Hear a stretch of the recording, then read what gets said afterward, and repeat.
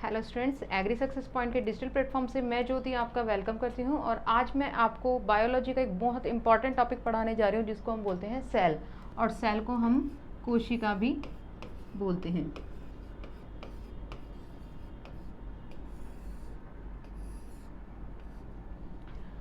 दिन भर में हम इतनी चीज़ें देखते हैं अपने आसपास, जानवर भी हैं, हम खुद भी हैं, प्लांट्स भी हैं, कुछ अपने आसपास काफ़ी चीज़ें, जैसे कार भी है, मकान है। इनमें से कुछ चीज़ें सजीव होती हैं और कुछ होती है निर्जीव। तो कभी ऐसा सोचा है कि क्या है ऐसा जो सजीव को निर्जीव से अलग करता है या फिर सजीव को सजीव बनाए रखता है? तो वो होती है सेल। ये सेल ही एक ऐसी चीज़ है जो सजीव को सजीव बनाती है। ठीक है, तो सजीव क्या होती है? हमारे जो बॉडी, मतलब सजीव की जो बॉडी बनाती है वो होती है सेल। सेल की स्टडी को हम बोलते हैं, मतलब साइंस का वो ब्रांच जिसमें हम सेल का स्टडी करते हैं उसको हम बोलते हैं साइटोलॉजी। ये साइटोलॉजी दो वर्ड से मिलके बना है। First is cyto plus logos. Cyto का मतलब होता है सेल, लोगोस का मतलब होता है स्टडी। तो वो साइंस जिसमें सेल की स्टडी होती है उसको हम बोलते हैं साइटोलॉजी। ठीक है, जिस तरीके से एक मकान बनाने के लिए हमको सबसे पहले ज़रूरत पड़ती है ईंट की, ब्रिक, जिसको हम ईंट भी बोलते हैं। ईंट से मिलके बनी होती है वॉल, यानी कि दीवार, और दीवार से मिलके बनता है रूम, यानी कि कमरा, और बहुत सारे कमरों को मिला के हमारा बन जाता है घर, जिसको हम बोलते हैं हाउस।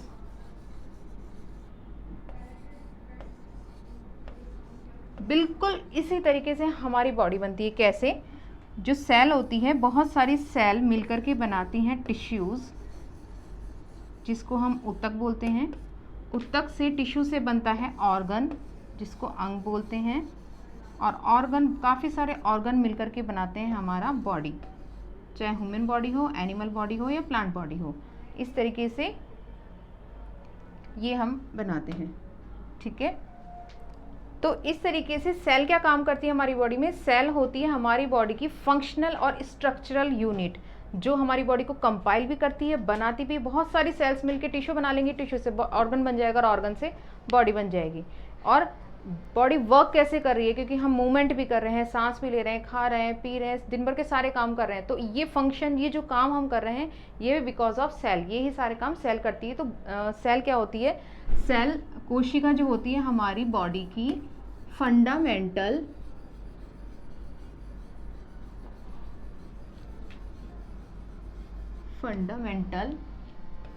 स्ट्रक्चरल एंड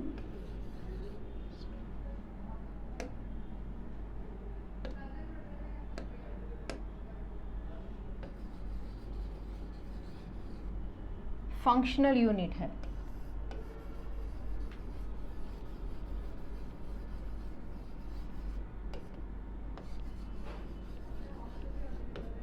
इसको हम ये भी कह सकते हैं कि कोशिका जो होती है हमारी शरीर की आधारभूत संरचनात्मक और कार्यात्मक इकाई होती है।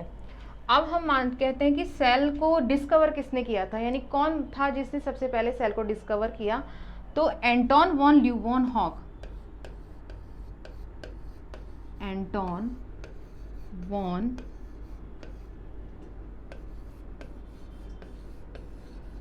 ल्यूवेनहॉक ने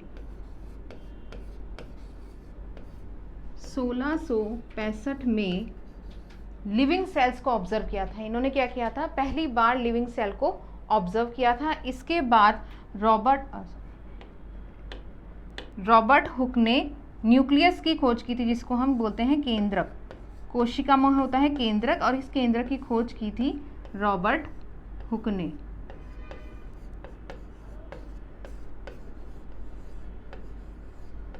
ठीक है, अब हम बात करते हैं कोशिका सिद्धांत की, यानी कौन थे जिन्होंने कोशिका की खोज की, उसके बाद उसके बारे में डिटेल में बताया और इसके बारे में सिद्धांत दिए। तो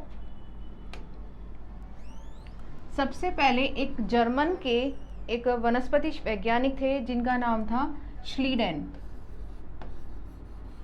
श्लीडेन ने 1838 में एक सिद्धांत दिया था। कैसे? इन्होंने पहले क्या किया, प्लांट सेल्स को यानी पादप कोशिकाओं को ऑब्जर्व किया, इनकी स्टडी की, और इन्होंने ये बताया कि प्लांट का शरीर जो होता है, पादप का जो शरीर होता है, बहुत सारी सेल्स को मिलकर बना होता है। ये बहुत सारी सेल्स मिलकर पहले उत्तक बनाती है, उत्तक के बाद अंग बनाती है, और इससे पूरे पादप का निर्माण होता है। उसके बाद लगभग उसी टाइम में शॉन ने, जो कि एक ब्रिटिश जीवशास्त्री थे, इन्होंने 1839 में जंतु कोशिका की स्टडी की, उसका अध्ययन किया, और उन्होंने ये पाया कि जो जंतु कोशिका होती है उसके बाहर की तरह एक पतली लेयर होती है, जिसको आजकल के हम प्लाज्मा मेम्ब्रेन बोलते हैं या जीवद्रव्य झिल्ली भी बोलते हैं। इन्होंने ये भी बताया कि प्लांट सेल जो होती है, एनिमल सेल की तो इन्होंने स्टडी की, इसके अलावा इन्होंने प्लांट सेल की भी स्टडी की, और ये बताया कि उसके बाहर की तरफ एक सेल वॉल होती है जिसको कोशिका भित्ति बोलते हैं। ये कोशिका भित्ति प्लांट शरीर की जो सेल होती है, इसका एक विशेषता होती है, यूनिक फीचर होता है, जो कि एनिमल सेल में नहीं पाया जाता। अब इन दोनों ने मिलकर, श्लीडेन और शॉन ने मिलकर कोशिका सिद्धांत दिया, लेकिन ये नहीं बता पाए कि जो नई सेल बन रही है वो कैसे बन रही है। तो इसके बाद 1855 में विर्चो ने क्या किया, इसने स्टडी की और एक सिद्धांत दिया जिसका नाम था ओमनिस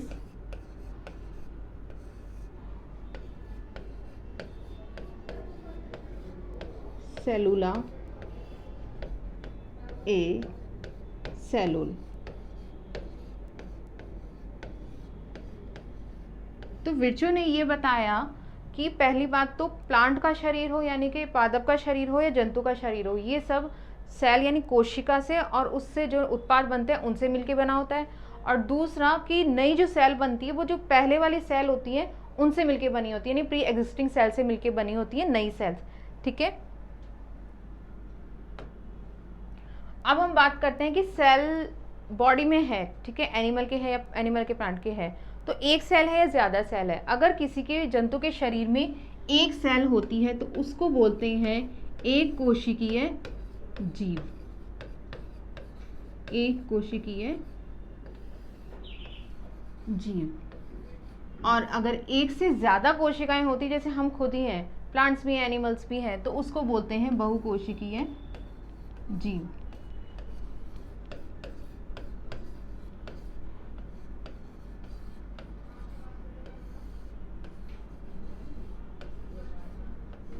बहुकोशिकीय जीव में तो हम सब आते ही हैं, जैसे कि सभी जानवर हैं और मानव है,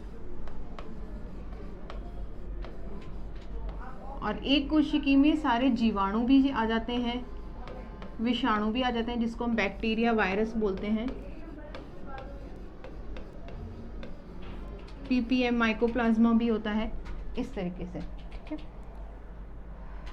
अब जैसे हम ये देखने जाते हैं कि एक सेल है या ज़्यादा सेल है, तो कोई सेल ऐसी भी होगी जो छोटी होगी, सबसे छोटी और सबसे बड़ी। तो एक हम पूरे वर्ल्ड की बात करें तो पूरी दुनिया में जो सबसे छोटी सेल है उसको बोलते हैं माइकोप्लाज्मा, यानी इस पूरी दुनिया में सबसे छोटी जो सेल है उसका नाम है माइकोप्लाज्मा। ठीक है, और जो सबसे बड़ी है वो है शुतुरमुर्ग का अंडा।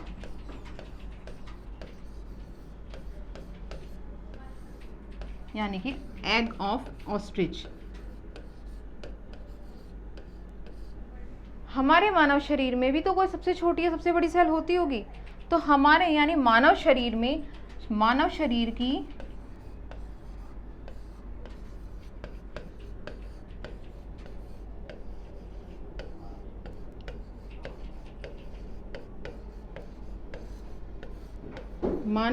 सबसे छोटी सेल कौन सी होगी? कोशिका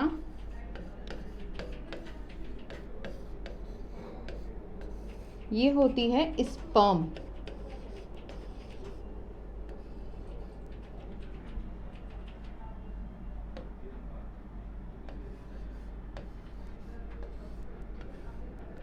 और सबसे बड़ी यानी मानव शरीर की सबसे बड़ी कोशिका कौन सी होगी?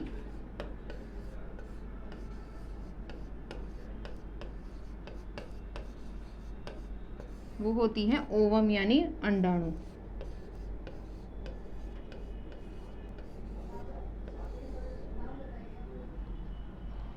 इसके बाद हम बात करते हैं प्लांट सेल और एनिमल सेल की। एक होती है प्लांट सेल यानी कि पादप कोशिका,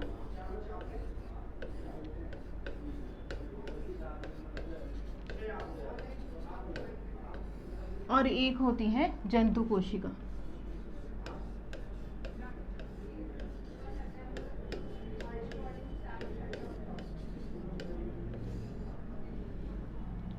पादप कोशिका में क्या होता है,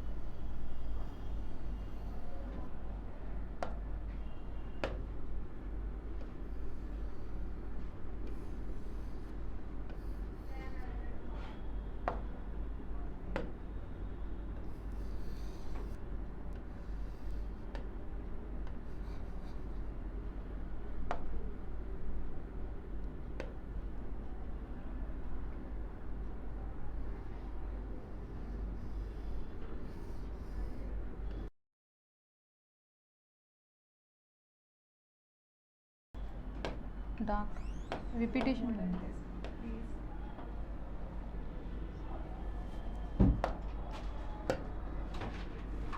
तो पादप कोशिका जो में होती है, इसमें सबसे बाहर होती है कोशिका भित्ति,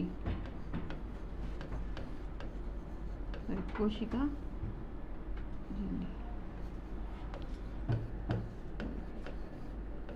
और इसके अंदर वाली लेयर को हम बोलते हैं कोशिका भित्ति।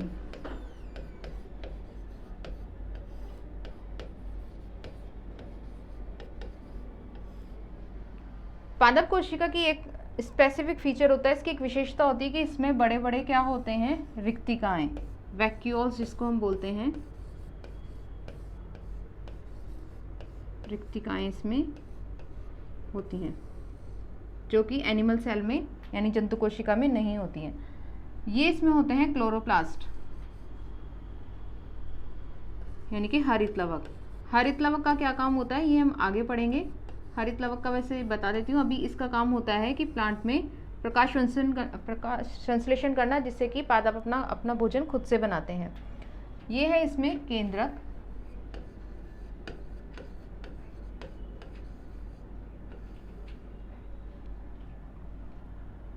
और ये है केंद्रक झिल्ली।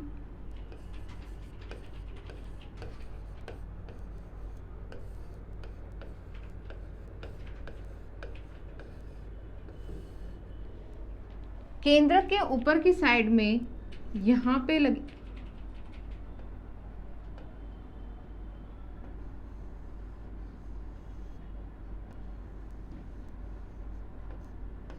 ये होती है अंतःपृथ्वी जालिका।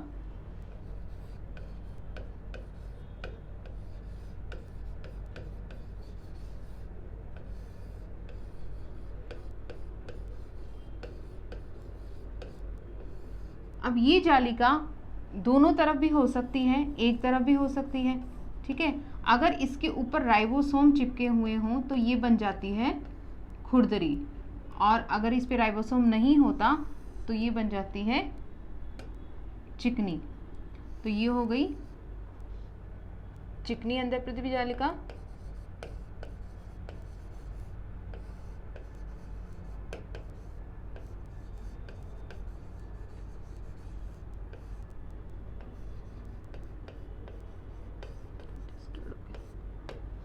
और ये हो गई खुरदरी।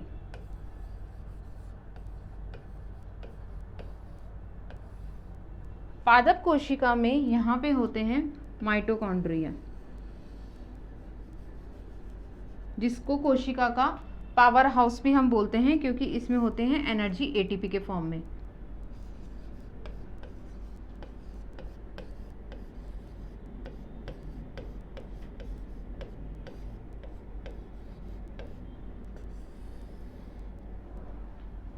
यहाँ पे केंद्र के पास बिखरे हुए होते हैं लाइसोसोम्स,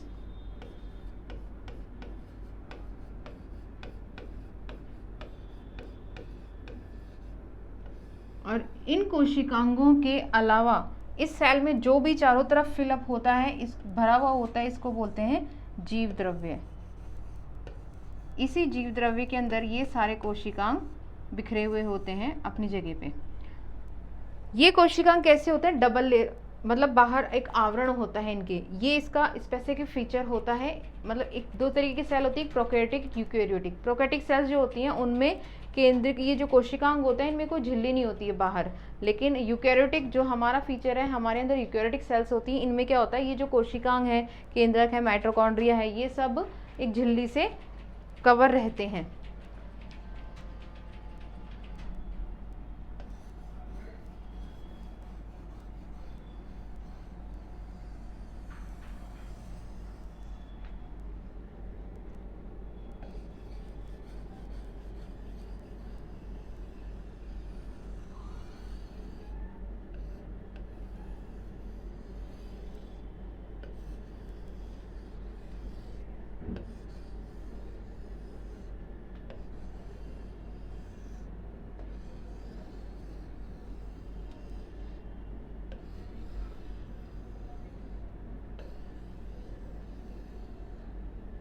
ये है हमारी जंतु कोशिका। इसमें सबसे ऊपर निकले होते हैं माइक्रोपिलाइज।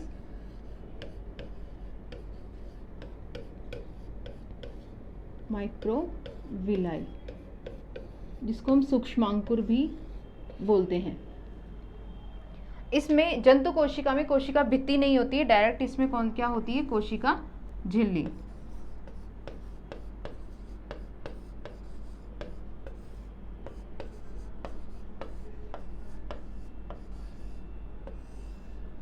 इसमें भी एक केंद्रक होता है जिसको हम न्यूक्लियस बोलते हैं, और न्यूक्लियोलस भी होता है। ये होता है केंद्रक आवरण।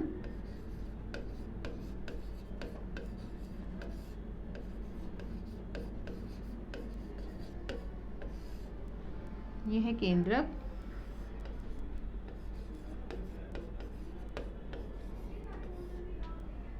माइटोकॉन्ड्रिया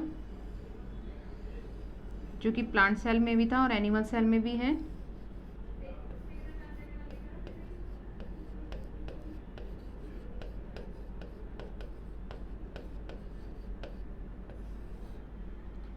पादप कोशिका की तरह जंतु कोशिका में भी यहाँ इसमें गोल्जी एपैरेटस है। न्यूक्लियस के ऊपर अंतःपृथ्वी जालिका लगी हुई होती है।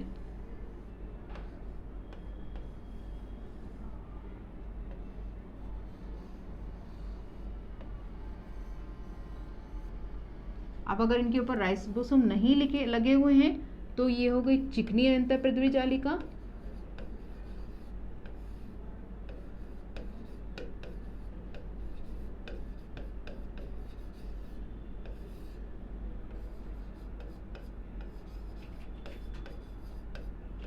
और जिनके ऊपर राइबोसोम्स लगे हुए होते हैं ये होती हैं खुरदरी।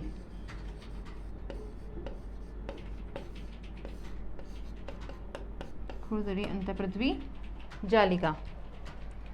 इसी कोशिका के अंदर छोटे छोटे से लाइसोसोम्स भी होते हैं।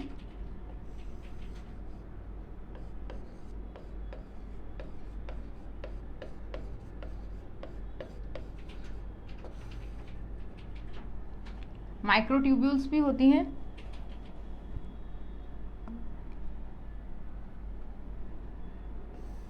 और पूरी सेल में जगह जगह बिखरे हुए होते हैं गोल्जी एपैरेटस। जिसको हम बोलते हैं गोल्जी उपकरण।